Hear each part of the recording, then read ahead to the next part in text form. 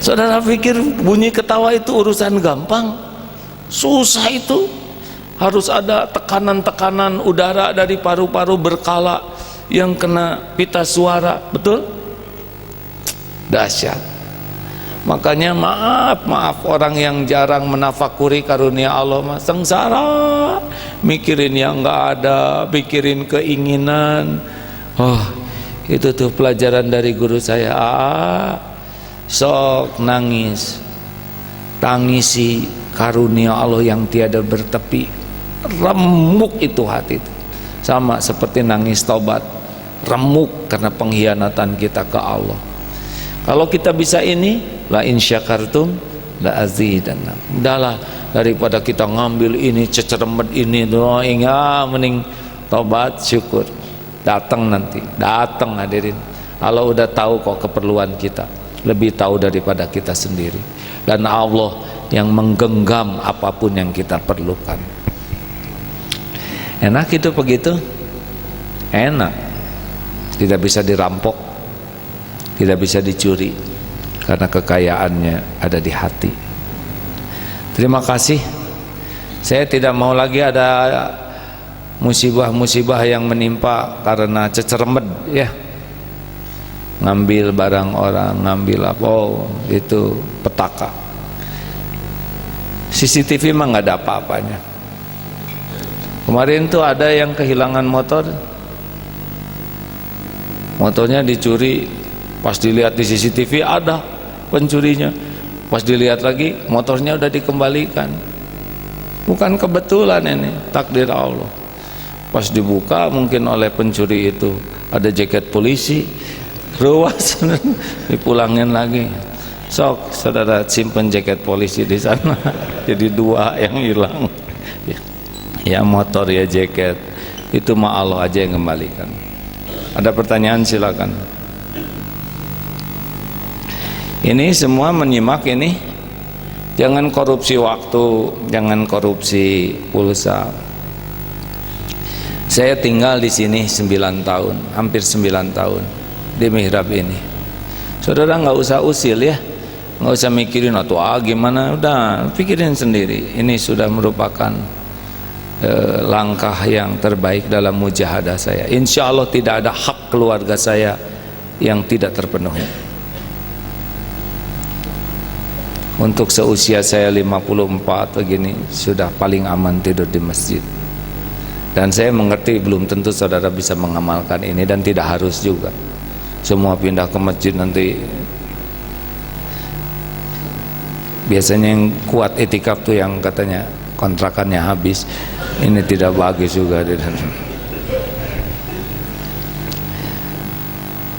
Nah, saya tinggal di masjid, listrik saya pakai, air. Nah, itu saya harus berbuat sesuatu.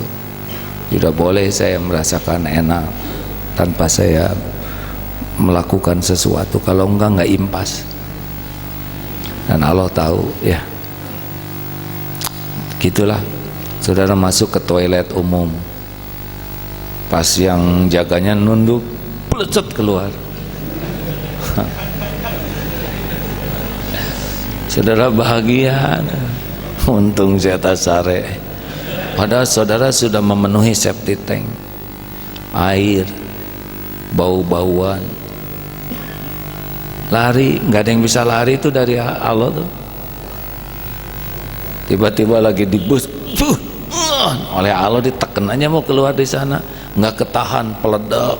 Satu travel, apa medelnya, hancur tuh wibawaan ini. Bayar. Nih, ini penting. Pembagian makanan gratis. Ada yang rebutan, padahal dia bisa beli. Ada yang nggak mau ngambil, kenapa? Ya itu buat yang nggak punya. Kenapa kita bisa beli ikut ngambil yang gratis? Kalau kita ambil, berarti ada orang yang nggak punya, nggak kebagian. Gara-gara kita ngambil, kan zolim, benar? Kita sanggup beli. Ini ada pembagian roti gratis, roti yang sudah tidak laku hari ini mau dibagikan, kita rebutan ngambil padahal kita sanggup membeli roti. Kalau kita ambil, ada orang yang nggak punya uang nggak kebagian roti. Jangan, ya sanggup beli membeli, kalau nggak ya udah buat yang nggak punya uang. Kita masih punya, masih bisa nahan lapar. Jangan suka ceceremet ya, suka ingin serba kebagian. Kita kalau ngedengar gratis tuh gimana, padahal kita nggak perlu amat dengan yang gratis itu. Tapi nafsu itu kayak gitu. Tahan diri ya. Ada pertanyaan silakan. Ya.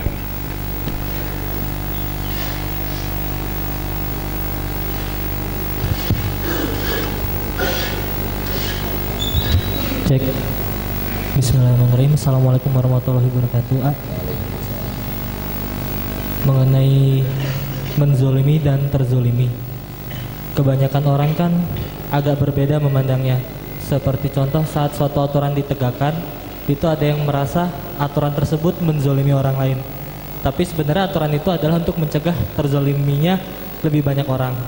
Dan saat misalkan saya berbicara pun, saya bisa jadi menzolimi orang lain. Dan saat saya diam pun, saya bisa jadi menzolimi orang lain.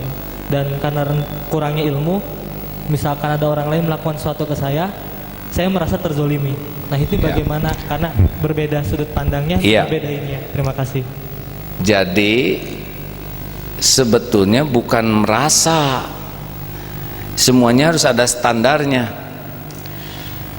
Punten ya, standar sepatu ukurannya standar. Saya sepatu ukuran 41.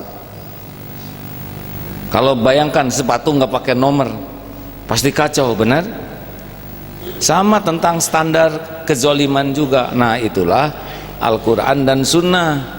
Makanya kezolim tidak zolim itu bukan masalah perasaan, masalah pelanggaran hukum atau tidak.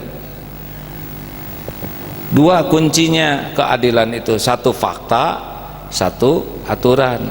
Makanya AA sepakat kalau di kita tuh tidak melakukan hukuman, tetapi mempersilahkan orang memikul tanggung jawab atas apa yang dia lakukan. Punten ya, kalau AA sedang ngajar santri, anak-anak santri, kita buat kesepakatan ya. Kalau ada yang mau ngobrol, mau main-main, silakan. Tapi konsekuensinya harus berdiri. Sepakat tidak? Sepakat. Ada yang keberatan? Tidak. Udah, kita udah pegang satu aturan. Jadi ketika ada yang ngobrol, siapa yang ngobrol acungkan tangan, jujur, kayak bagaimana berdiri dia, bukan syah ngobrol. Mana teh anak saha? Ha? Itu sudah marah itu. Kalau marah itu tidak jelas. Kalau tegas itu gini, marah bedanya apa dengan tegas? Kalau marah itu sumbernya nafsu, keluarnya marah, ujungnya zolim. Kalau tegas itu asalnya takut ke Allah, keluarnya tegas, hasilnya adil. Dari takwa itu menghasilkan ketegasan dan ujungnya adil. Rasulullah itu tegas sendiri ya. Yang harus dihukum rajam, tapi sesudah dengan proses. Makanya sekarang yang penting itu paham aturan, sepakat aturan, dan selalu berbasis data. Jadi bukan prasangka. Itu juga waktu itu begitu, print fakta, kasihkan, tolong baca ini. Bagaimana? Saya ngaku salah. Sekarang solusinya apa? Aturannya apa? Aturannya harus dikeluarkan. Tentang hutang penggunaan aturannya bagaimana? Dikembalikan. Buat data, tulisan pengakuan hutang dan rencana pengembalian. Akhirnya keluar atau di skor sekian bulan. Ini nggak usah pakai marah, nggak usah pakai melotot, perih, perih, nggak perlu begitu ya. Kan? Luka di hati ini dibawa kemana? Serasa hancur hidupku, tidak punya lebay, nggak usah gitu. Majak, tenang.